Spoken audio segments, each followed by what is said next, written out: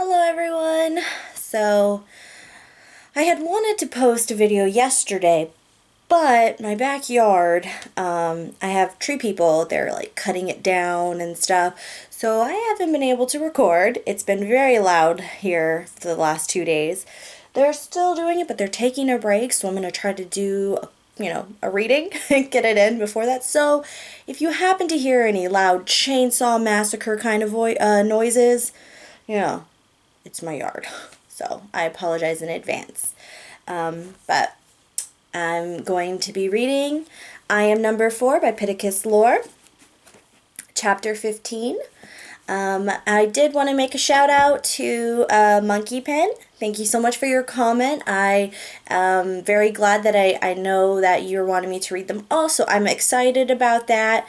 I'm kind of hoping that other please people that are subscribed to my channel whom I love so much, please give me your opinions as well. Do you want me to do the same thing, or just let me know, so then that way as we get closer to this I can go ahead and continue. But without further ado, I will read, and if I don't hear from anybody else, then I'm going to take your suggestion, even though I most likely will, Monkey Pen. So thank you so much. I'm so excited.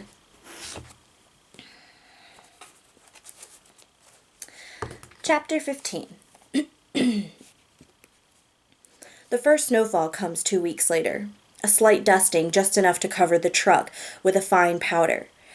Since just after Halloween, once the lauric crystal spread the lumen throughout my body, Henry has begun my real training.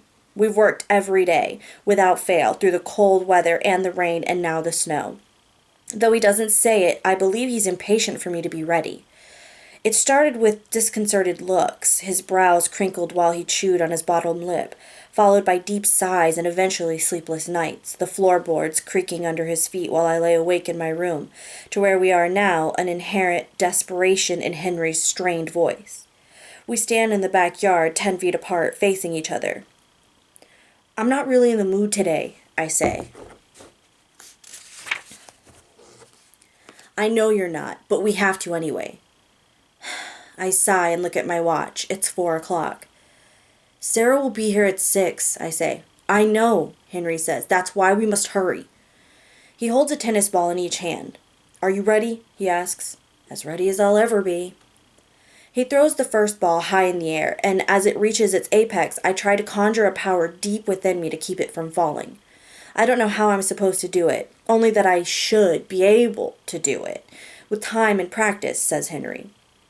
Each guard develops the ability to move objects with their mind, telekinesis, and instead of letting me discover it on my own, as I did my hands, Henry seems hell-bent on waking the power from whatever cave it's hibernating in.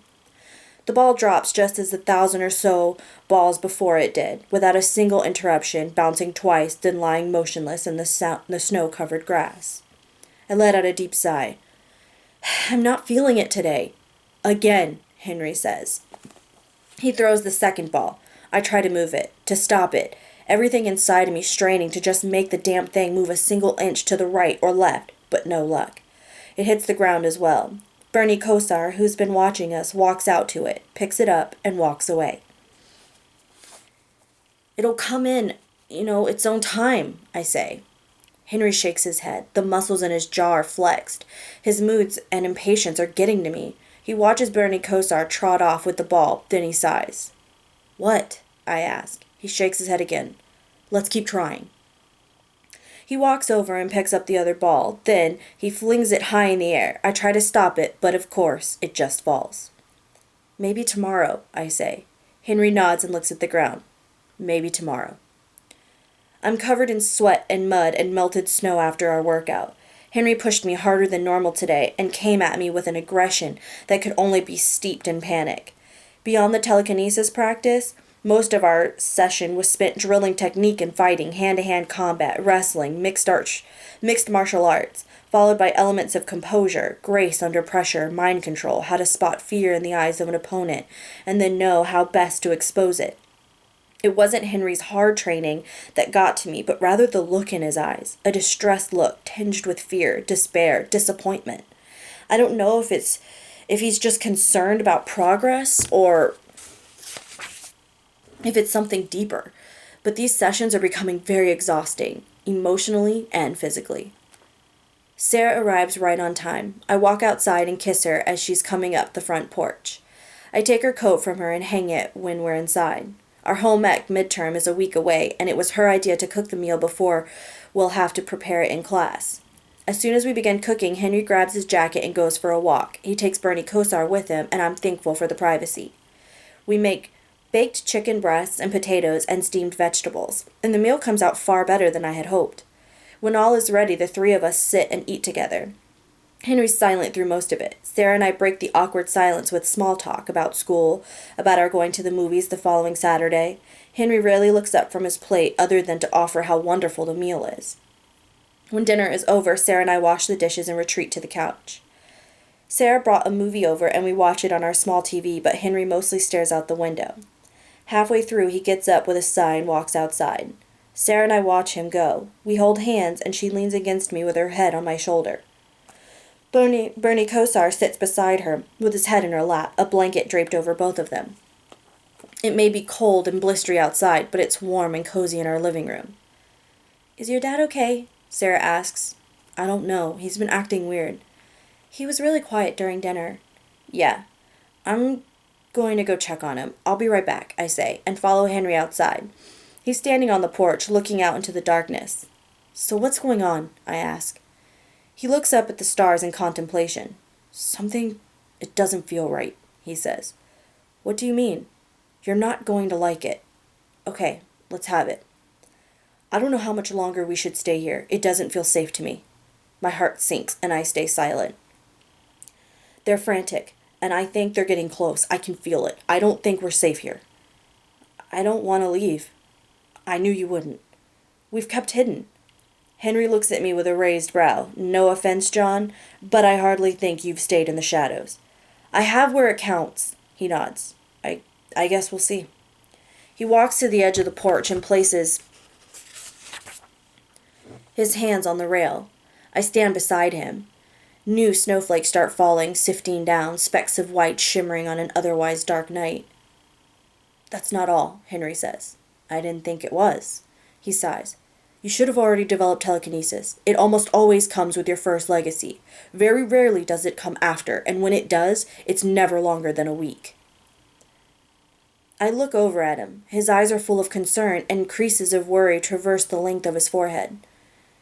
"Your legacies come from Lorien. They always have." "So what are you telling me?" "I don't know how much we can expect from here on out," he says, and pauses. "Since we're no longer on the planet, I don't know if the rest of your legacies will come at all. And if that is true, we have no hope of fighting the Mogadorians, much less defeating them. And if we can't defeat them, we'll never be able to go back." I watch the snowfall, unable to decide whether I should be worried or relieved. Relieved since perhaps that would bring an end to our moving and we could finally settle. Henry points at the stars. "Right there," he says. "Right there is where Lorien is." Of course, I know full well where Lorien is without having to be told. There's a certain pull, a certain way that my eyes always gravitate towards the spot where, billions of miles away, Lorien sits. I try to catch a snowflake on the tip of my tongue, then close my eyes and breathe in the cold air. When I open them, I turn around and look at Sarah through the window. She's sitting with her legs beneath her, Bernie Kosar's head still in her lap. "Have you ever thought of just settling here? Of saying the hell with Lorien and making a life here on Earth?" I ask Henry. "We left when you were pretty young. I don't imagine you remember much of it, do you?" "Not really," I say. "Bits and pieces come to me from time to time, though I can't necessarily say whether they are things I remember or things I've seen during our training." "I don't think you would feel that way if you could remember."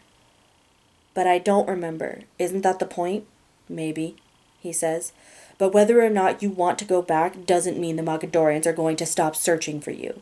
And if we get careless and settle, you can be assured they'll find us. And as soon as they do, they'll kill us both. There's no way to change that. No way." I know he's right. Somehow, like Henry, I can sense that much, can feel it in the dead of night. when the hairs on my arms stand at attention, when a slight shiver crawls up my spine even though I'm not cold. Do you ever regret sticking with me for this long? Regret it? Why do you think I would regret it? Because there's nothing for us to go back to. Your family is dead. So is mine. On Lorien, there is only a life of rebuilding. If it wasn't for me, you could easily create an identity here and spend the rest of your days becoming a part of some place. You could have friends, maybe even fall in love again. Henry laughs. I'm already in love, and I'll continue to be until the day that I die. I don't expect you to understand that. Lorien is different from Earth. I sigh with exasperation. But still, you could be a part of somewhere. I am a part of somewhere. I'm a part of Paradise, Ohio, right now, with you. I shake my head. You know what I mean, Henry. What is it that you think I'm missing? A life? You are my life, kiddo. You and my memories are my only ties to the past. Without you, I have nothing. That's the truth. Just then the door opens behind us. Bernie Kosar comes trotting out ahead of Sarah, who was standing in the doorway half in and half out. Are you two really going to make me watch this movie all by my lonesome? She asks. Henry smiles at her. Wouldn't dream of it, he says. After the movie, Henry and I drive Sarah home. When we get there, I walk her to her front door and we stand on the stoop smiling at each other. I kiss her good night, a lingering kiss, while holding both her hands gently in mine. See you tomorrow, she says, giving my hands a squeeze. Sweet dreams. I walk back to the truck. Cat. Henry pulls out of Sarah's driveway and steers towards home. I can't help feeling a sense of fear while remembering Henry's words the day he picked me up for my first full day of school. Just keep in mind, we might have to leave at a moment's notice. He's right, and I know it. But I've never felt this way about anyone before. Like I'm floating on air when we're together, and I dread the times when we're apart, like now. Despite having just spent the last couple of hours with her, Sarah gives some purpose to our running and hiding, a reason that transcends mere survival. A reason to win. And to know that I may be putting her life in danger by being with her, well, it terrifies me. When we get back, Henry walks into his bedroom and comes out carrying the chest. He drops it on the kitchen table. Really? I ask. He nods. There's something in here I've wanted to show you for years. I can't wait to see what else is in the chest. We pop the lock together, and he lifts the lid in such a way that I can't peer in. Henry removes a velvet bag, closes the chest, and relocks it. These aren't part of your legacy, but the last time we opened the chest, I slipped them in because of the bad feeling I've been having. If the Mogadorians catch us, they'll never be able to open this, he says, and motions to the chest. So what's in the bag? The solar system, he says. If they aren't part of my legacy, then why have you never shown me?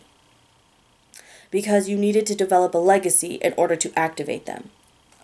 He clears the kitchen table and then sits across from me with the bag in his lap. He smiles at me, sensing my enthusiasm.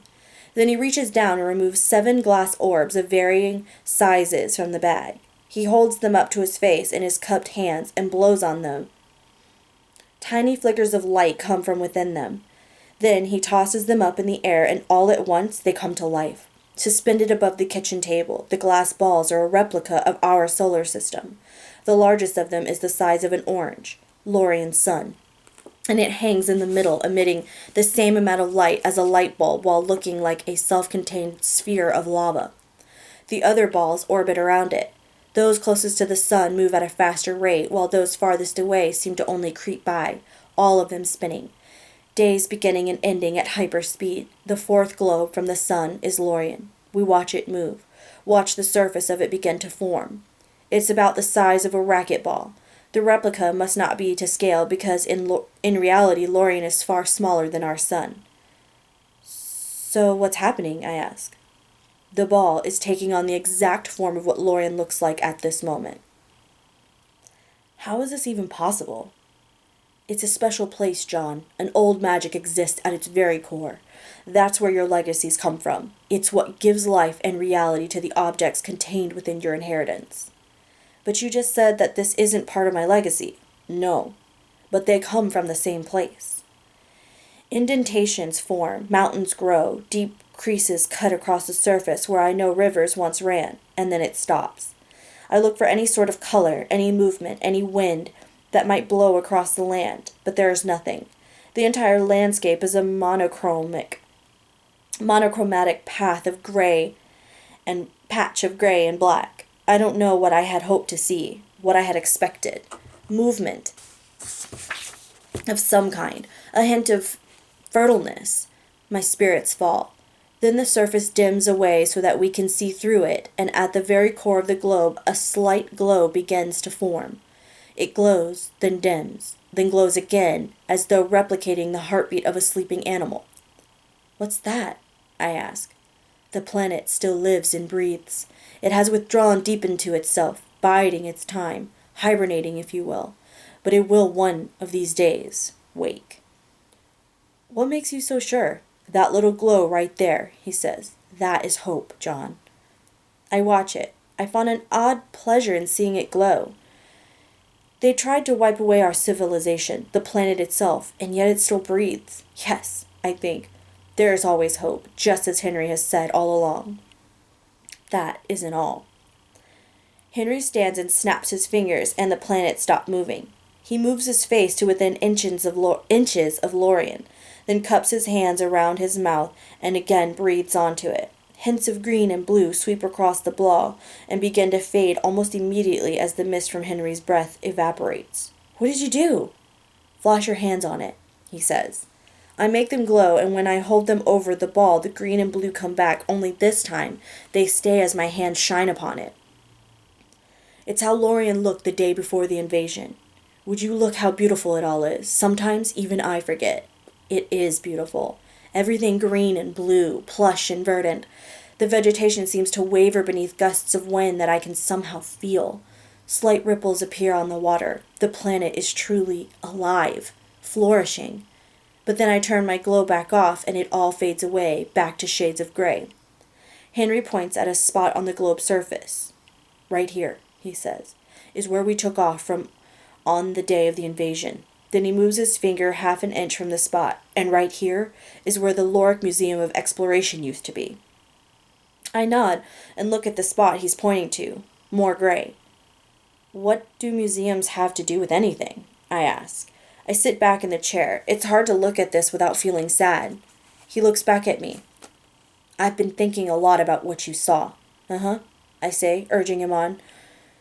"It was a huge museum, devoted entirely to the evolution of space travel.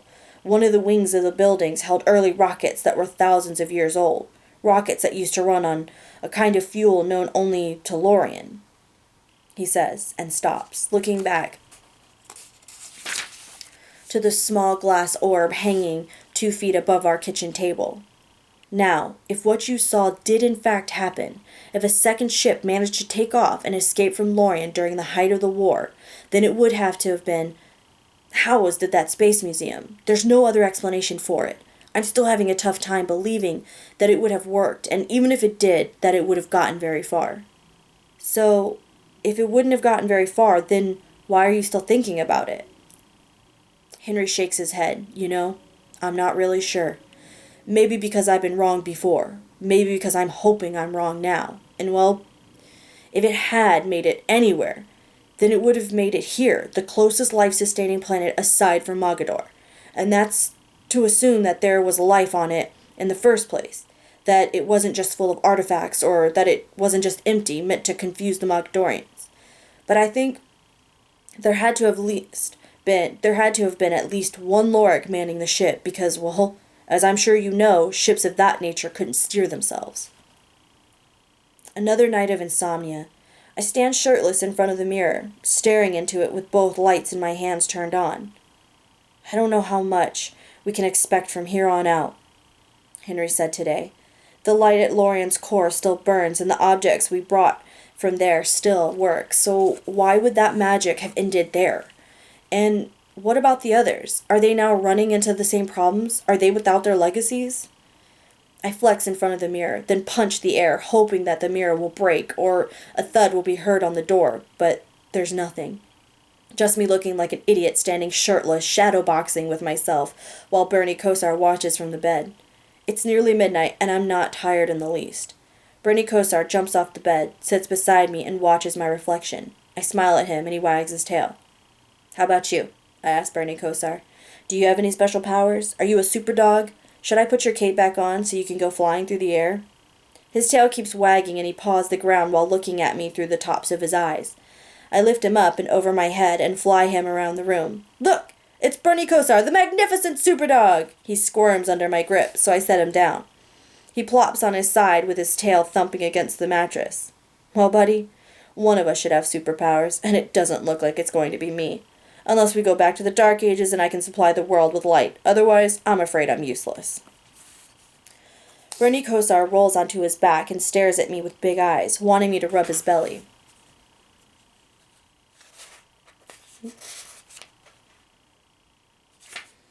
Okay, well that ended abruptly. That's the end of chapter 15. I didn't realize it was going to end that way, but rubbing his belly is where we stop today. So that was Reading by Ree. I am number 4 by Pittacus Lore. I hope that you guys are still enjoying the book. I'm loving it. I can't wait to get into the action. It's coming soon. We're already almost halfway. So we'll keep going. Until next time.